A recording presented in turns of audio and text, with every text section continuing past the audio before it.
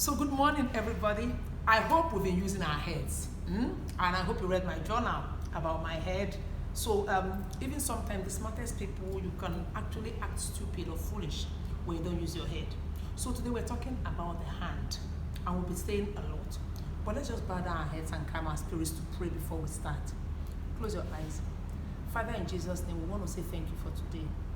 We commit our spirits to your holy hands. Teach us yourself, O God.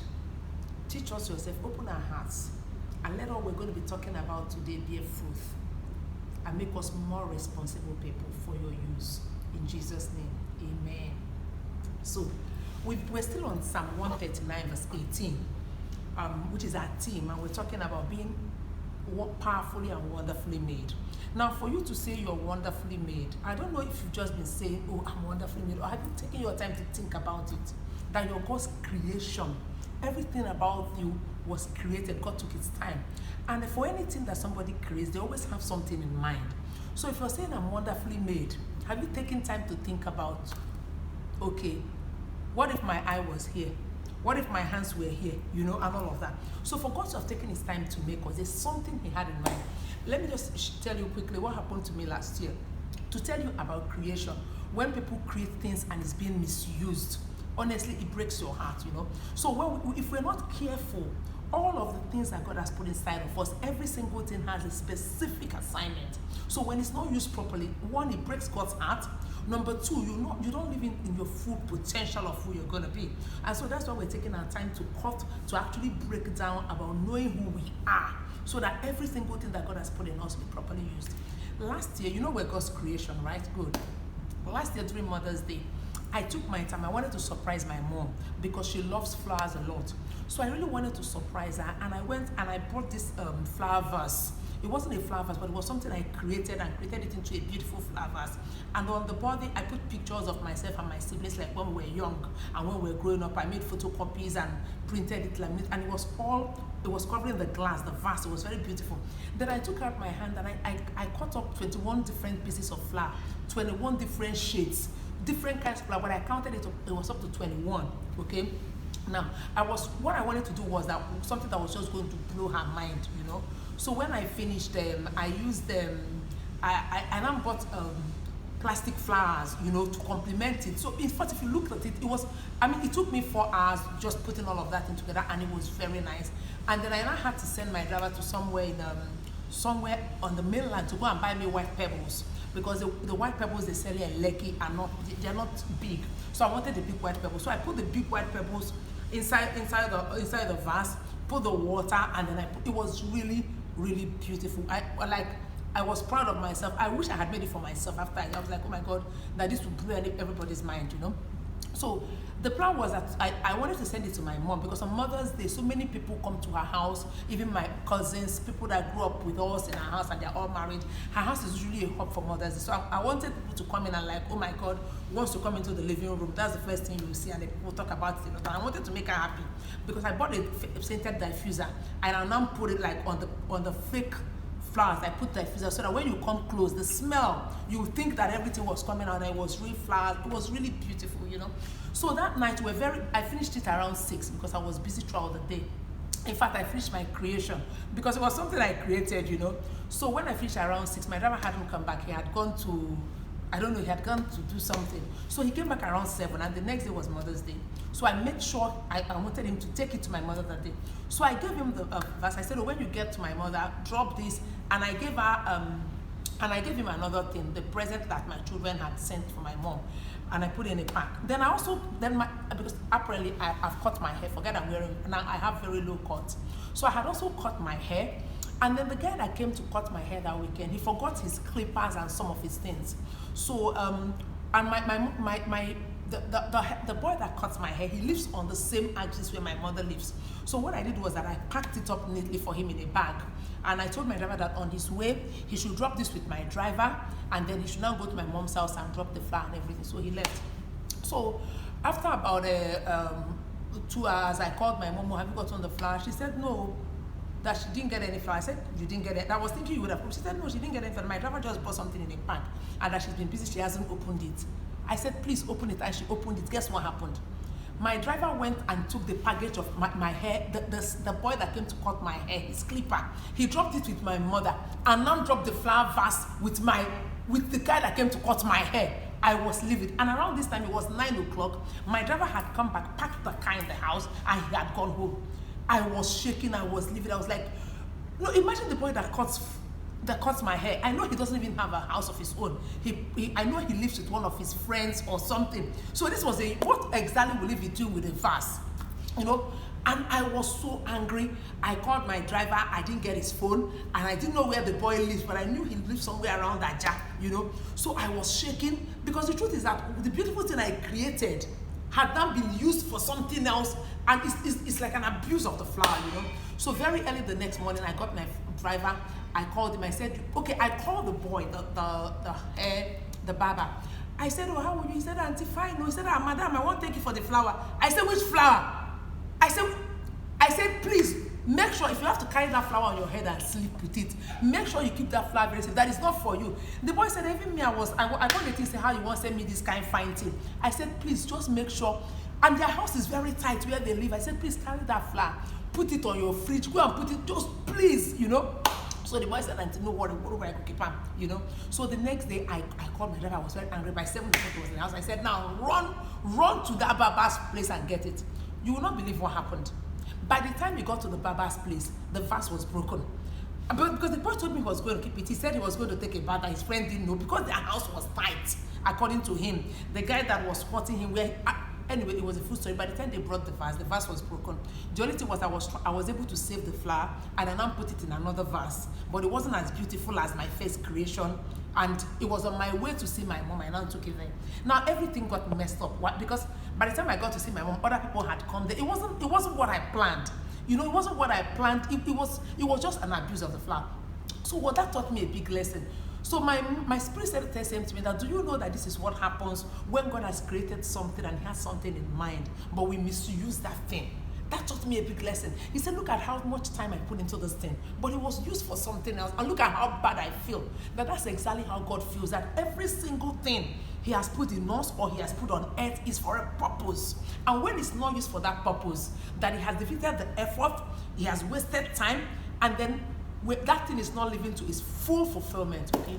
So that's exactly when for me, it was a big lesson. So before I do anything now, or before I use something, I'm like, oh, why did God create this? And that is also why I share the stories also, so that you can know when they say we're beautifully made. God took his time to put hands. Look at my hands. To put everything in us. Have you thought for one reason why were these things made? So I don't just want us to take this again like, oh, we're learning something. Well, my hands are for this, my head is for this. It's actually meant to be used. Otherwise, the creator is actually not fulfilled and is also not pleased, and it also breaks the person's heart. Do you understand? And especially, you don't live to full potential. Now we're talking about hands. What do you think our hands were created for? For so many young people, and even for older people, most people think our hands are for decoration. Aside from eating and doing some basic things, some women, you can see they buy jewelries. So many people buy rings to decorate your hand. All of that is beautiful. Some people buy nail polish. Some people you can't wait. Some people in what farm? I'm sure you can't wait to grow up so that you can paint your nails. All of that is okay, but that is not what your hands were made for. Our hands were made for specific reasons, and one of the reasons I'll tell you now. I'm sure you're like, oh, you've probably never thought about it, but it's actually in the Bible. But I'm not going to put the Bible verse for you.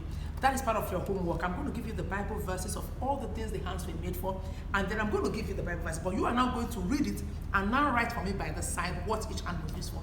Do you know the first major thing our hand is used for is for worship? It's in more than 2 places. God says anywhere you are that we should raise our hands. One of the reasons our hand was created is to lift it up in worship. Is to lift it up in worship. It's in the Bible. One is in Timothy, one is in the Old Testament, and there's another place. There are 3 places. He said all men should lift up holy hands in worship, because when you lift hands in worship, you're surrendering to God.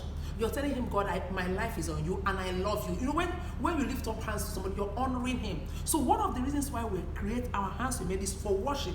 But you know what? Some people think it's not cool in church. When people are worshiping God, they fold their hands like this. Now you know one of the reasons God gave you your hands is to worship him. So if you're telling him, God, I'm too big, then you can as well tell him to take the hands, or it's just an abuse. So imagine how God feels when you're praying and doing something and you're just feeling like you want to, and you're something just saying, just worship him and say, holy, and you're like, this people that praise at me, I don't want to raise my hand. You're not using the hand. One of the major reasons why, have you realized that when you wake up in the morning, have you realized that the first thing you do is most times you stretch?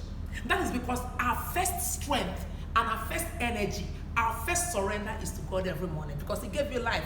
So now when next you stretch your hand, is your first worship. Do you understand? Because that is the first thing. God likes to worship, he enjoys it. So your hand was made for what? For worship. So this night, whether you're a man, woman, you know, it's not about what you heard, it's about what you do with what you heard. When you stay in your quiet time, you want to worship God. Family, let's just lift our hands and just worship God. It's a command, it's in the Bible. He said our hands were made for worship. So lift your hands always. Do not be shy about it. You're using your hand for actually the major thing that was created. He said, lift holy hands. Lift your hands up and just appreciate God. You wave it to him. He sees, he knows. And that's what it was created for. So that's one. Another thing, another reason or what God said to me to share with you why he gave us our hands. It's our hand was actually created for us to create things. Every single thing you see on earth is created. Now you're supposed to use your hand to create things, not to destroy things. I don't know if you understand. Your hand shows who you are. The way you create something, or whatever you create tells people about who you are, what you are. Our hand was meant for what? For creation and not for destruction. But do you know the funny thing is, so some people, I'm not saying anybody in World Center or anybody here does it, okay? Anything they touch spoils. They touch the TV remote, it spoils. They touch the air conditioner, it spoils. They go to the fridge spoils. They touch the washing machine, it spoils. You give them a plate to take to the kitchen, it breaks. You give them a key, they lose the key, they cannot keep their hand. Your hand was not meant to destroy things. I'll show you a short video that I sent people in World 1 for you to see when some people are always fiddling with things. When they see you, they'll be touching you, touch your head. No, your hand was meant to create things. Your hand, our hand, was meant for creation, not to destroy things. So next time, just sit down and ask yourself, what exactly am I doing with my hands? Is my hand being creative, or am I being destructive with my hand? So, and what does that tell you? Be more cautious whenever they give you something to hold, or when you're going to press the TV remote, or when you're going to press it. Just gentle touch. Your hand is meant to preserve and create. So if you're one of those people that every time something gets into your hand, it spoils. Some people, I know there was a time my son, you give him a school bag, in 2 weeks, the school bag is torn. And what they said to him, what is wrong with your hand? What is wrong with your hand? That learn to keep things well. Your hand was meant to create. Remember, God said he made us in his own image, just like him. And God's hand created everything we see. That is why when you look around the world, you're so excited that things are so beautiful. You were made in God's image. Some of you know me, when you come to World Center, you see how I take my time. I didn't just learn it overnight. It was God teaching me. Every single thing you do, you use your hand to create beauty. You put an extra touch. You use your hand. It's not about being a man or being a woman or being creative. You have the Spirit of God. In case you didn't know, your hand is meant to create things and not to destroy things. It's for creation. It's for production. Do you understand? So be careful. Whatever you do, be careful with what you do with your hand, or else you are abusing the hand. Now, something else that our hand is made for, okay, is our hand was made, let me see what I wrote here. Yes, our hands were made to help out. That is why most times you see people saying helping hands. Your hand is meant to be an extension to help out with chores, to help out with work, to help people, to make life easy. That's why you have your hands. If God didn't want us to help out with things, he would have, you can see there's so many crawling animals. They don't need to help people out, okay? They just stay there. So if God gave us hands, we're supposed to use our hand to help out, okay? Now, let me just show you a short clip of a man who refused to use his hand, who is a hand waster, who never helped out.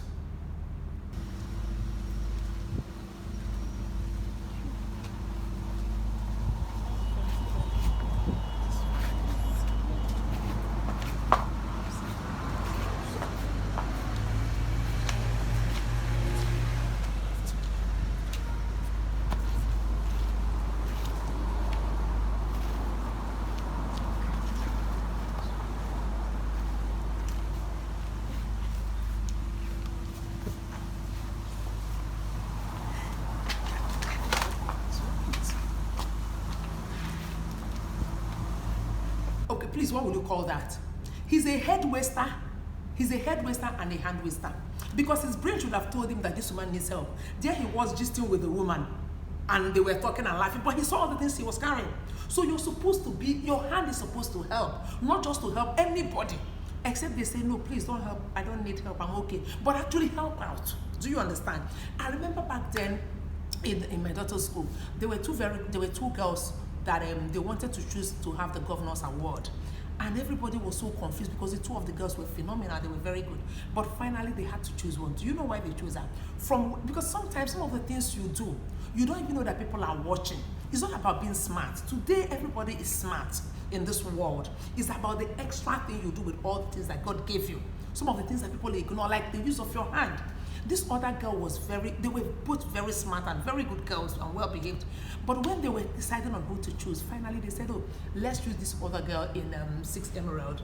Now there is, I heard this some years later, was that from the time the girl was in year 2, that she used to, that anytime she saw any teacher anywhere, when I was a class teacher or a lecturer, she would go and say, please let me help you. She always carried the register. Now when she was in year 4, she, instead of her, during break, she used to stay with the reception children. She would help them off when they fell on the swing. She would help them when they wanted to slide. She was just, her hand was just a helpful hand. And then when they were in year 6, that they had brownies club, but brownie was full, so many children were feeling bad that they couldn't join brownies. And then she used her head. So she said, oh, she created something that she called Creative Hands. And then she called all the other girls in year 6. And they started doing something close to what they were doing in brownies, but all they did was work with their hands. They were knitting, they were doing decorative things. And then after she left school in year 6, the team remained in St. Saviour's till today. And then they said that they were both very good, but they said we're going to choose her because she wasn't only serving, she was serving with her hands. I'm telling you, this is a real life story, what happened in my daughter's school. So why am I saying this? Your hand, everybody's smart now. Everybody's smart, but what are you doing with your hand? The hand that God gave you. Your hand is meant to be for hard work. You're supposed to use your hand to create things. You're supposed to use your hand to do things. Your hand is a helping hand. She was always helping with her hand. Some of you see your nannies, you don't help out. You don't even care. You're not even a bit conscious to see what is happening around the house. You don't help your parents. You say, oh, this is my chores. Once I do this my chores, I'm fine. I'm not entering any other chores. No, you are a hand. You're not a hand user. You're not a hand user. So you have to have the consciousness that, look, my hand is, the reason why God you gave me a hand is to help you and to help others. Please remember others. Anytime you do this, is leaving you. Whenever you do this, you know it's out. That means your hand, anytime you stretch your hand, it's not close to you. Your hand is meant to be a blessing to others. Your hand is meant to help others. Use your hand and be conscious of it. Now, another reason why God gave us a hand is not just to use our hands. We're supposed to use our hands to do dirty jobs. Yes, very dirty jobs. Let me show you. Even Jesus, when he came on earth, he did a dirty job with his hand. Let me show you.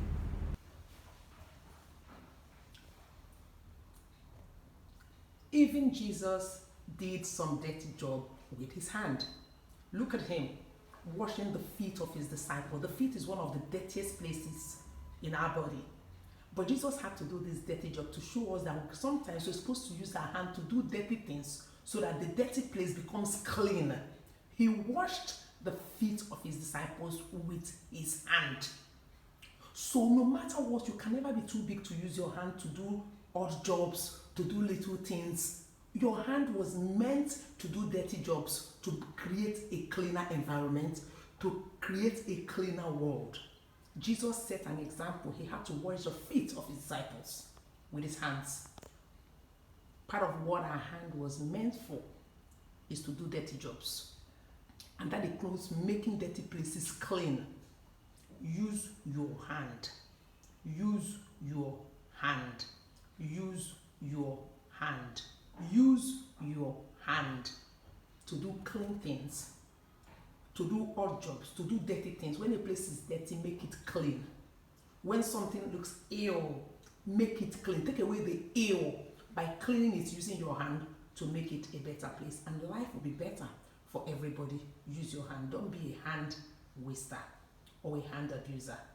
Jesus showed us an example of what to do with our hand, of what to do with the hand he created us for, of what to do with it. Look at how dirty that leg is. Just see how dirty. But look at him using his hand. What will you use your hands for?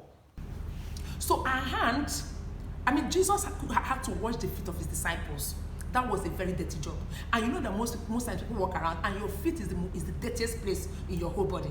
But he was giving us an example. You can't be saying I'm made in God's image, I'm wonderfully made. If you're made in God's image, act like God. That's why we're taking this course, okay?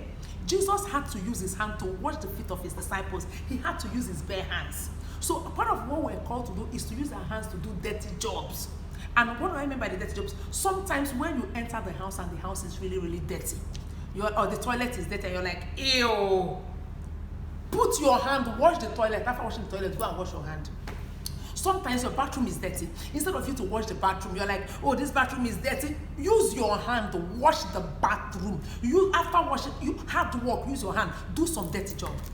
When you finish, you do what? You wash your hand. Don't leave the dirty job for some people, then you're not ready to serve. Because if you can't serve your household right now with your hand, when you become a governor or the world changer or the head of an organization, you cannot serve. I'm telling you the truth, you can't serve. Look at me when we're having during that COVID. Do you know I would have ordered the food and I would have given it out to some people. Okay, you guys go and distribute. But I went there. I was carrying the food, giving out the food by myself with my hand so that I'm sure that the food got to the right people. That is the way to become like God. Jesus had to wash their feet himself. If you see the places we entered, you're going to throw up. You won't believe it. But we have to go. You have to do. That is when you're like God. And then when I come out after it, I take a bath, wash myself, look beautiful, and I'm beautiful for God. I'm beautiful for the world. Use your hand. Don't say, "Oh, this is ill." You know, when I was getting married, my mom was crying, and I'm like, "Everybody's happy. Why are you crying?" She said, "Nneka, who is going to wash my bathroom?" You won't believe, when we were growing up, there was a time one of my uncles had a challenge with where he was living. So himself and his family, for like 6 months, they didn't have a place to live. So they came to live for like 2 years. They didn't have a place where they were living. They had a problem with their landlord. So, and he had his 3 children and his wife. So they came to live in our house.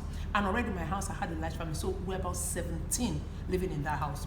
So once I was in boarding school, so once I came back for holiday, the bathroom was dirty. The whole house, because I wasn't there when they moved in.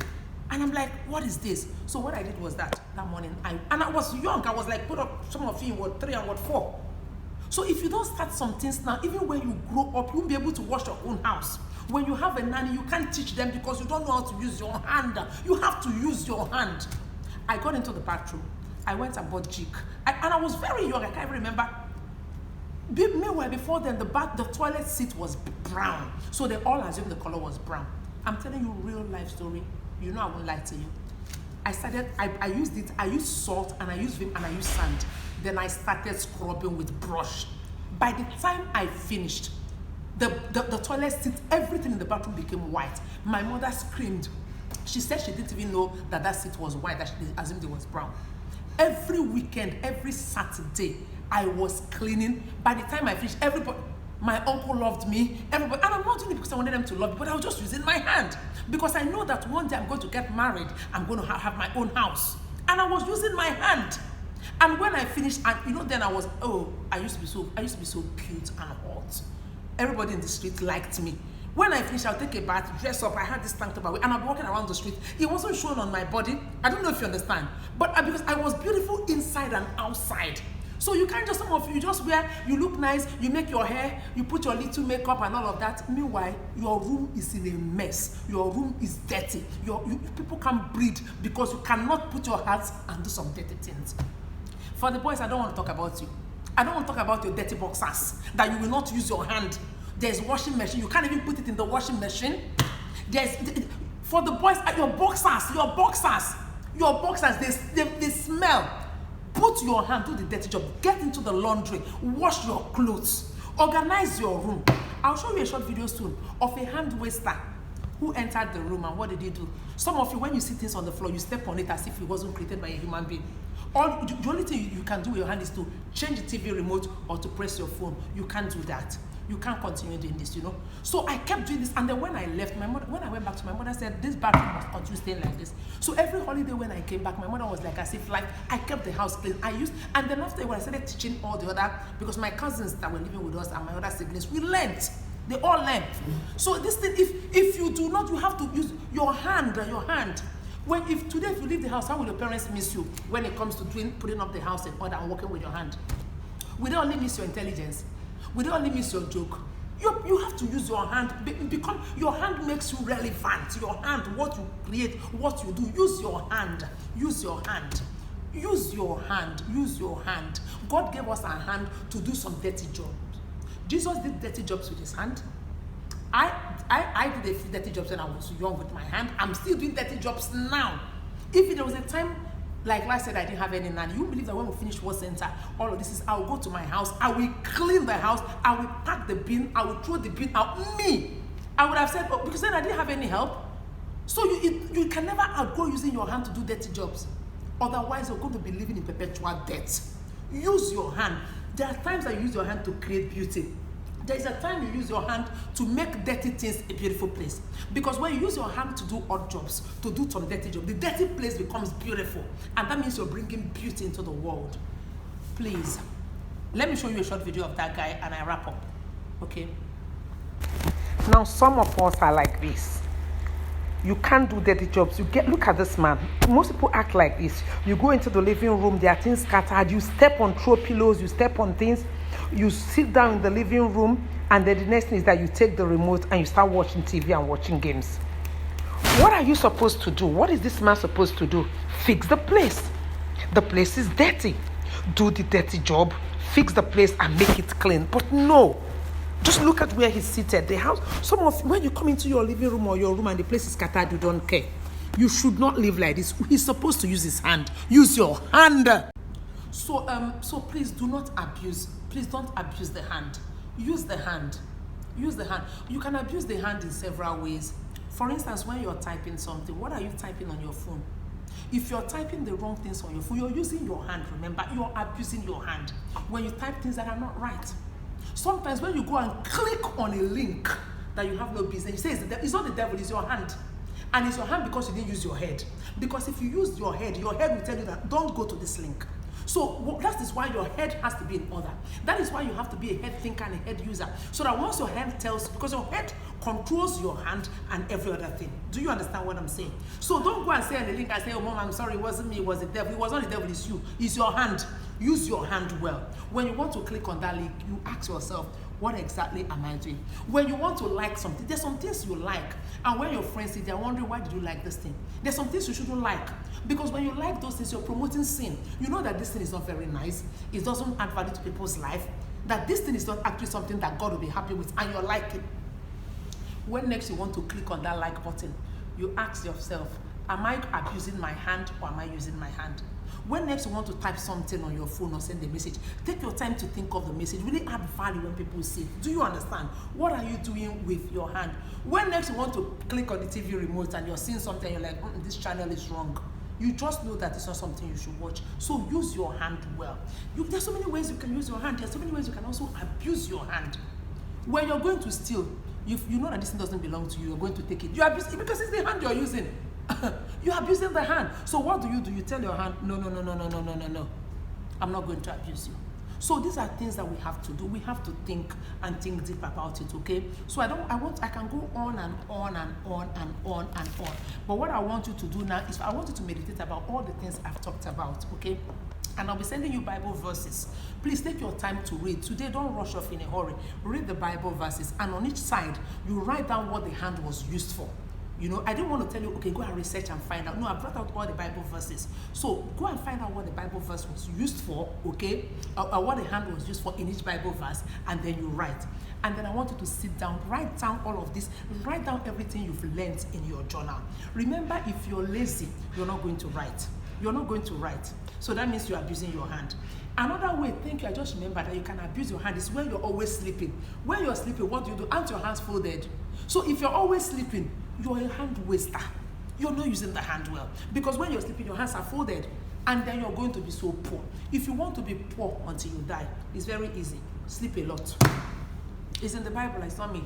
If you want to be poor, me, I cannot be poor. I said that the kind of money I want to have so much mega money that when I breathe, money will just be. So I know that it's hard work. You can pray from now till tomorrow, but if you don't work hard, it's impossible, because God honors hard work, and it's in the Bible. God says work hard with your hand. It's in the Bible. Then you become a leader. He says be lazy and you're becoming a slave. So if you sleep too much, that is the first use of abuse. That's the first abuse of hand, because every time you're sleeping, your hands are folded. So please sleep less. That's the thing you're going to also tell yourself. Hard work. Your hand is your strength. Your hand is who you are. Your hand shows people your creativity. Your hand is a helping hand. Your hand should do dirty jobs. Your hand should be an extension of God's hand. Nobody has ever walked around the street and ever seen God. You know that? Because God walks through people. So anytime something good is coming out of your hand, that means God is using your hand. I want you to please, don't be in a hurry to write. I want you to meditate on everything I talked about and think about it. Creatively use your head. How will I start using my hand? Have I been lazy? Have I been running away from dirty jobs? Sometimes you go to the kitchen, the nanny finish cooking, then you drop another dirty plate and walk away. Put your hand in the dirty job, do some dirty work, and then become who God has called you to be. I want you to stretch out your hands now. Let's just pray. I want you to just say after me, okay? Let's just pray. Let's just pray. Just say after me. Father, Lord, thank you for my hands. Thank you for the strength you've put in my hands. I declare this hand wonderfully made. Father, Lord, let my hand be an extension of your hand. Let my hand be an extension of your creative work on earth. Let my hand be an extension of your beauty. Let my hand be used for your worship. Father, I dedicate my hand to you afresh today. Use it for your own. Use it for your benefit. These hands will not be destructive. This hand will not be a hand that will breed violence. These hands will be an extension of God's hand. Father, I dedicate my hand. Use my hand. Use my hand. Let it be used for what you created it, O God. Into your hands I commit my hand. Use it, O Lord, today, and bring change into my world. In the name of Jesus. Close your eyes. Father, in the name of Jesus, in the realm of the Spirit, there is no distance. For every hand that has been extended today, Heavenly Father, King of glory, we ask that these hands be used for you. Let it be to us according to what you have heard us speak. Jehovah, use this hand. You said whatever you hear us say, that is what you do to us. For every child, every teenager, every youth that has said, Father, I give my hands to you. Father, today we commit our hands to use these hands, oh God. Use these hands, oh God. Let it be an extension of your hand in the name of Jesus Christ.